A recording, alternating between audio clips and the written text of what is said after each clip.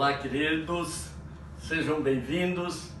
Vamos caminhar um pouco mais nas páginas da história da Igreja. E hoje vamos nos dedicar ao estudo da Reforma Calvinista. Na última semana consideramos a Reforma Luterana, hoje vamos considerar a Reforma Calvinista.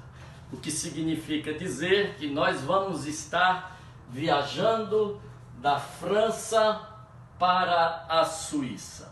A Suíça, até o final do século XII, início do século XIII, pertencia ao Sacro Império Germânico.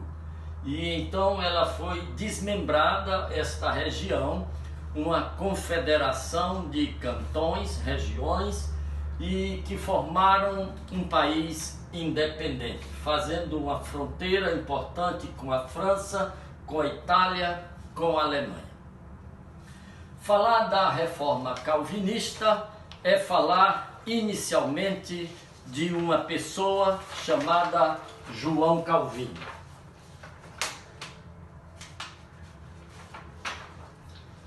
João Calvino nasceu na França, numa cidade chamada Noyon, no ano de 1509. E desde o início ele era ligado à história da igreja, posto que o seu pai trabalhava para o clero. Ele não era sacerdote, mas trabalhava para o clero, algo burocrático.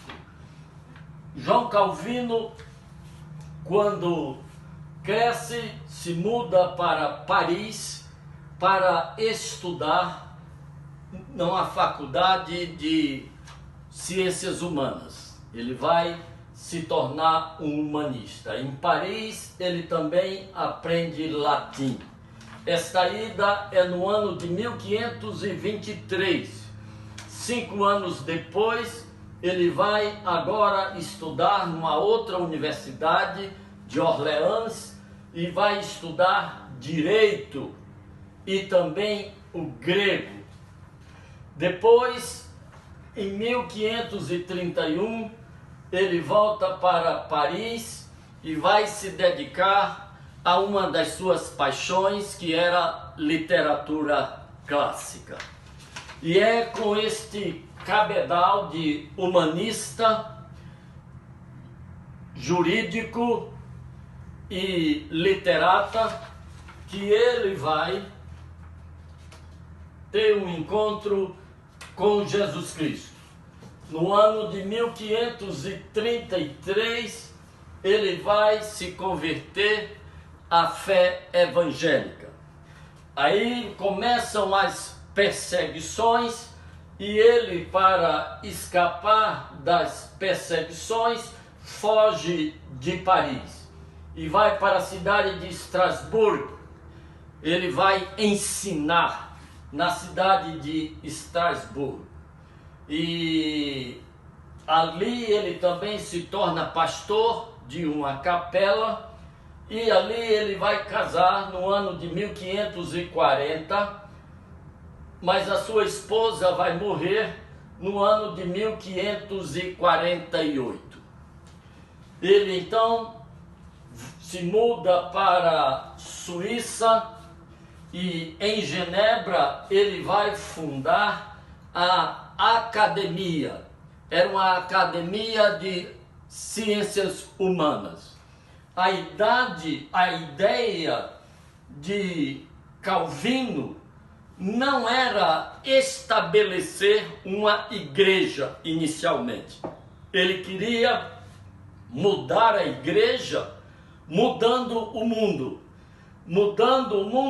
através da formação acadêmica de pessoas ligadas à área de humanismo, pessoas ligadas à área do direito, da literatura, das artes, do conhecimento. A ideia de Calvino era transformar a igreja, transformando o pensamento do mundo. ele vai ser precedido por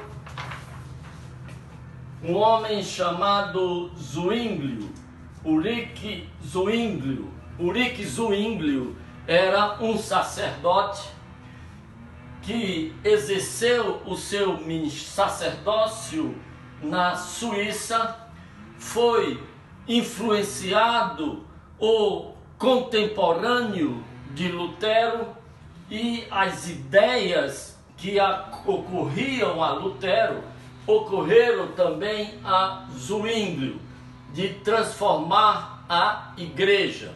A ideia não era uma ação cosmética, a ideia era uma transformação total, diferentemente de Lutero. Lutero queria mudar a doutrina, sair da doutrina da salvação pelas obras e vir para a doutrina da salvação pela fé. Zwinglio queria mudar somente tudo. Ele negava a autoridade papal, ele negava a supremacia do clero sobre os leigos, ele pregava o sacerdócio de todos os cristãos, ele pregava a soberania e a autoridade das Escrituras. São as Escrituras e não o Papa que deve definir o curso da igreja. Não é nem a igreja que define as Escrituras, é a Escritura que define a igreja. A igreja definiu o cânon do Novo Testamento, mas o texto, o ensino, a doutrina foi aquela que foi dada pelo Espírito Santo, e ela é soberana sobre a igreja. É ela quem vai dirimir todas as questões, todas as dúvidas, todas as crises. As soluções têm que ser encontradas nas Escrituras, ou com base no que as Escrituras estabelecem. As Escrituras são, portanto, o ponto de partida para a igreja, e as Escrituras não admitiam essa condição que havia sido estabelecida pela Igreja Católica Romana de uma supremacia do clero e, sobretudo, uma supremacia dos bispos e ainda mais a supremacia do bispo de Roma. Então, Zwinglio começa esse trabalho na Suíça e ele vai influenciar João Calvino. É ele quem vai lançar os fundamentos do que depois recebeu o nome de Reforma Calvinista, porque João Calvino foi uma das pessoas mais destacadas, mas ele não foi nem mesmo o iniciador desta corrente de pensamento religioso. O conjunto dessas igrejas é chamado tão somente de igrejas reformadas. Igrejas reformadas é diferente de igrejas luteranas. As igrejas luteranas vêm de um viés da reforma, que é a reforma luterana. As igrejas reformadas, quando se fala igreja reformada, sem acrescentar nada depois, está se falando da reforma calvinista, que na verdade foi iniciada com Zwinglio e os seus contemporâneos. Quais são os pilares da reforma calvinista? Que, como já aprendemos, não foi iniciada com Calvino. Ele apenas foi uma pessoa destacada e que formatou a proposta de reforma que vinha dos seus antecessores. Os fundamentos dessa proposta são estes: sacerdócio de todo cristão, aquela ideia de que o Espírito Santo não é patrimônio exclusivo do clero, e uma vez que o Espírito Santo é concedido a todos os que creem, como vai dizer Pedro no sermão lá no dia de Pentecostes, e esse sacerdócio pode e deve ser exercido por todos os cristãos. Inclusive, na sua carta, Pedro vai dizer: vós sois raça eleita, sacerdócio real, povo de propriedade exclusiva de Deus, a fim de que anuncieis as maravilhas daquele que vos chamou das trevas para a sua maravilhosa luz. Então Pedro estabelece que nós fomos chamados, nós fomos convocados, nós fomos transformados para um propósito: seguir sendo instrumentos de transformação para outros, que também serão transformados em instrumentos de transformação para outros. Isso é o que se chama o sacerdócio de todo cristão. E, resumindo a doutrina das igrejas reformadas ou da reforma calvinista, os 5 pontos chamados solas, porque são expressões latinas. Sola fide, só a fé. Isso já havia sido fixado desde a reforma luterana, só a fé. E neste ponto a reforma calvinista pega de carona este ponto que já vinha sendo estabelecido desde a reforma luterana. Só a fé, salvação só pela fé. Não existe salvação pelas obras, a salvação é pela fé. Só a Escritura, só a Bíblia, só a palavra de Deus tem autoridade para definir o rumo da igreja. Só as Escrituras, só a palavra de Deus tem autoridade para mudar o meu caráter.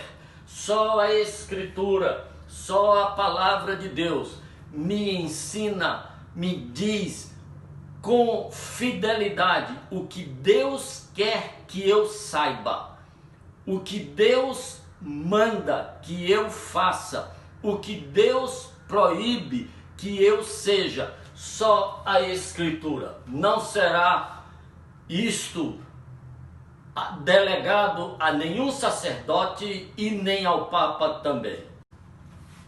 Sola gratia, só pela graça. Este ponto da doutrina reformada estabelece que a salvação é unicamente de graça. Não há como se merecer a salvação. É uma dádiva, é um presente. Paulo vai dizer na sua carta aos Romanos, no capítulo 6, verso 23, ele vai dizer: o salário do pecado é a morte, mas o dom gratuito de Deus para nós é a vida eterna em Cristo Jesus, nosso Senhor. E escrevendo na carta aos Efésios, capítulo 2, verso 8 e 9, ele vai dizer: porque pela graça sois salvos, e isto não vem de vós, é dom de Deus, não vem das obras, para que ninguém se glorie. Então, só a fé, só a Escritura, só a graça. Solos Christus, só Cristo é o Salvador. Escrevendo a Timóteo, Paulo vai dizer: há um único mediador entre Deus e os homens, Jesus Cristo, homem. No livro de Atos, capítulo 4, verso 12, Pedro vai dizer no seu sermão: pois não é dado nenhum outro nome no céu, na terra, nem debaixo da terra, pelo qual devamos ser salvos, somente o nome de Jesus Cristo. Portanto, ninguém é salvo pela bendita Virgem Maria, ninguém é salvo por Pedro, ninguém é salvo pelo Papa, ninguém é salvo por um pastor, ninguém é salvo por um padre, ninguém é salvo por um anjo, por um arcanjo, um querubim, um serafim. Nós somos salvos unicamente pela obra redentora de Jesus Cristo. E o último dos solos, soli Deo glória, só a Deus glória. Tudo que se diz, tudo que se faz, e a igreja, eles têm que ser para a glória de Deus. Tudo é para a glória de Deus. Nós viemos de Deus, nós somos de Deus, nós voltaremos para Deus. Nele nós existimos, nele nós nos movemos, e a Ele seja dada toda a glória. Nada deve ser feito dando-se prioridade aos homens. Hoje nós vivemos uma época de um cristianismo antropocêntrico. A igreja existe para fazer bem à plateia. Aí os sermões existem para agradar a plateia. Mas todo sermão, ele tem que agradar um único espectador, que é Deus. Tudo que se faz na igreja tem que ser para a glória de uma única pessoa, que é Deus. Então, se o grupo de louvor canta, tem que ser para a glória de Deus. Se o pastor prega, tem que ser para a glória de Deus. Se você contribui, tem que ser para a glória de Deus. Se a igreja existe, é para ser para a glória de Deus. Porque dele, por ele e para ele são todas as coisas. Isto posto, queridos, Calvino vai adiante e ele sistematiza a doutrina da justificação. Diante de tudo isto, diante de uma salvação que é unicamente pela fé, que é de graça, que é só em Cristo e que deve ser para a glória de Deus, ele estabelece estes 5 pontos que são conhecidos pelo acróstico das suas iniciais, T-U-L-I-P. É porque é em inglês. Tulip, está em inglês. O primeiro ponto chama-se total depravação. Com este ponto, Calvino afirma que a humanidade está numa condição, sempre esteve desde o pecado, numa condição de depravação moral e espiritual tão grandes que a humanidade não é capaz sequer de querer ser salva. A humanidade, este homem, está tão decaído moral e espiritualmente que ele jamais terá anseio de ser salvo, jamais ele sentirá fome de Deus, jamais ele terá a iniciativa de buscar a Deus. Este ponto se chama de total depravação. O próximo ponto é eleição incondicional. Eleição incondicional. Deus, na sua soberania, porque é o Criador, porque é o mantenedor, porque é o dono de todas as criaturas, se reserva como soberano o direito de escolher o que ele bem quiser, quem ele bem quiser, e se ele quiser. Se ele não quiser salvar ninguém desta humanidade toda corrompida e depravada, ele não salvará ninguém, e ainda assim ele é Deus justo, bom, eterno, infinito, misericordioso. Não muda em nada os atributos de Deus se ele decidir não salvar nenhum de nós. Não muda em nada os atributos de Deus se ele resolver salvar metade de nós. Isso não será injusto? Não. Injusto é dar a alguém menos do que ele merece. Dar a alguém mais do que ele merece se chama graça. E como é graça, não é obrigação. E se não é obrigação, se faz se se quer fazer. E Deus, segundo João Calvino, escolhe de forma incondicional. Não escolhe porque aquele é bonzinho, não escolhe porque aquele ali vai pregar, não escolhe porque aquele pecou menos, não, é incondicional. Os motivos estão com Deus, os motivos são em Deus. Então não há como nós especularmos a respeito de por que ele escolhe, por que ele não escolhe. O terceiro ponto, queridos, nos fala de redenção limitada. Vamos entender. Esse ponto diz que, embora a morte de Jesus seja suficiente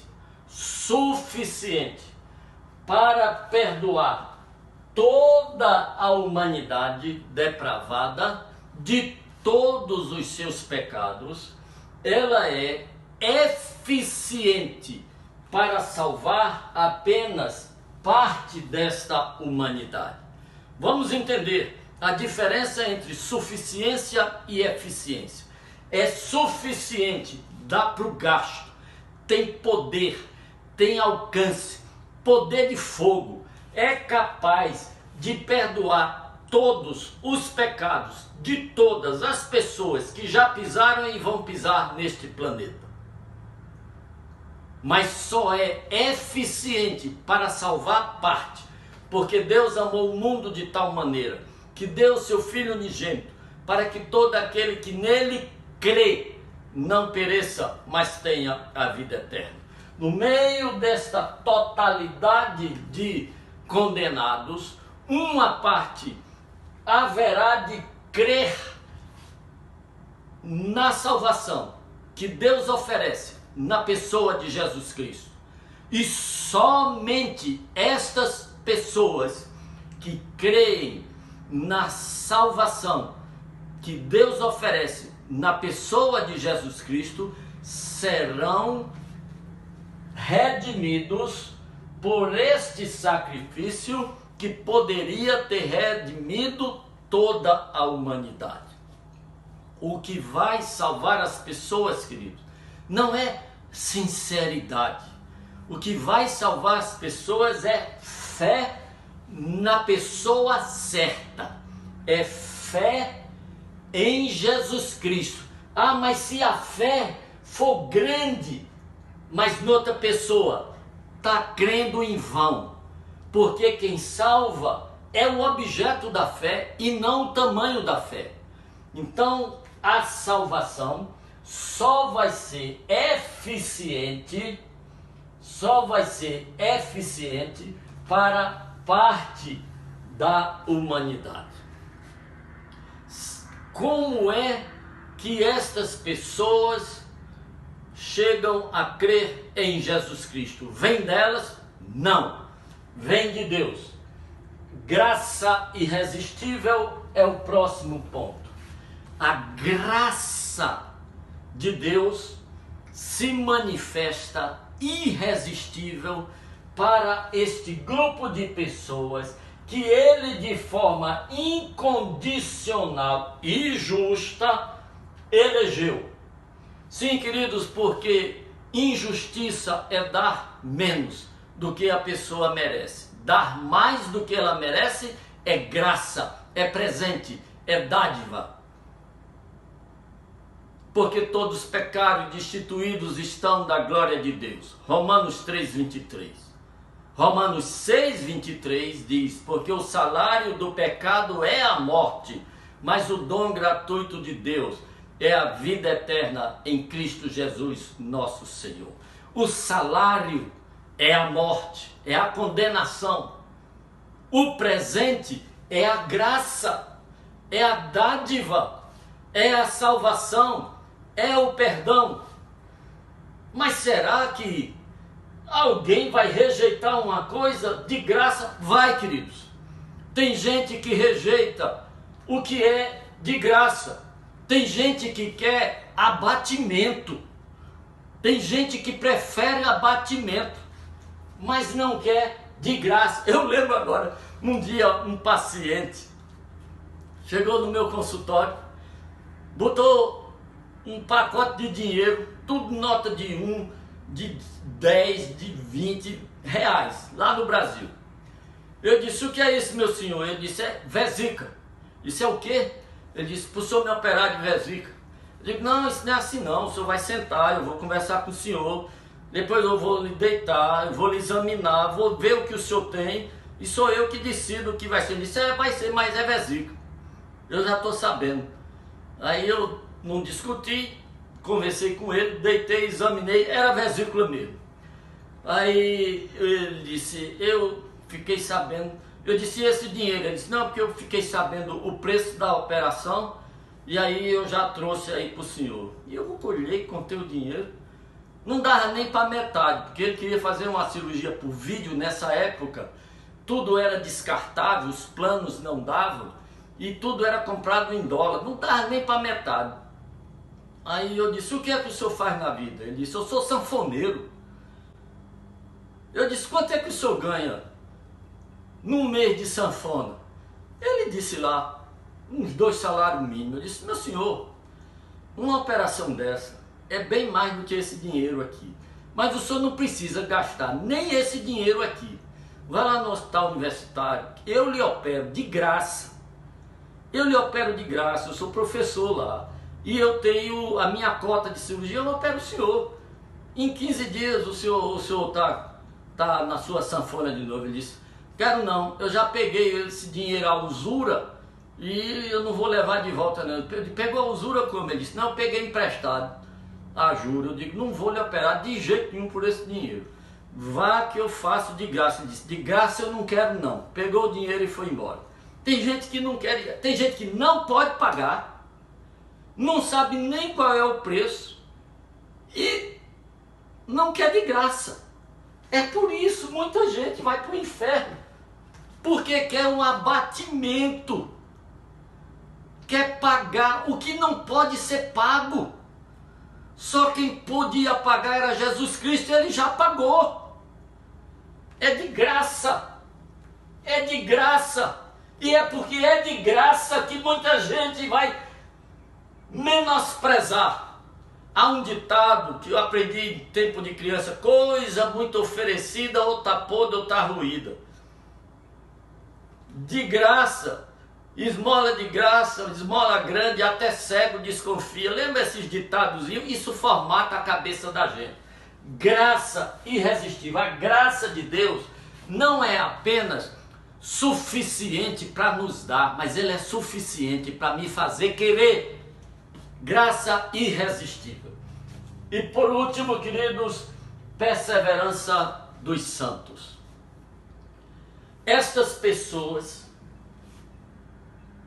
que viviam em total depravação, que por razões que só Deus conhece foram eleitas por Deus, que foram alcançadas por uma redenção, enquanto muitos não foram, que atendeu à oferta da graça, que nasceram de novo, como Jesus disse para Nicodemos, e nasceram para uma vida eterna.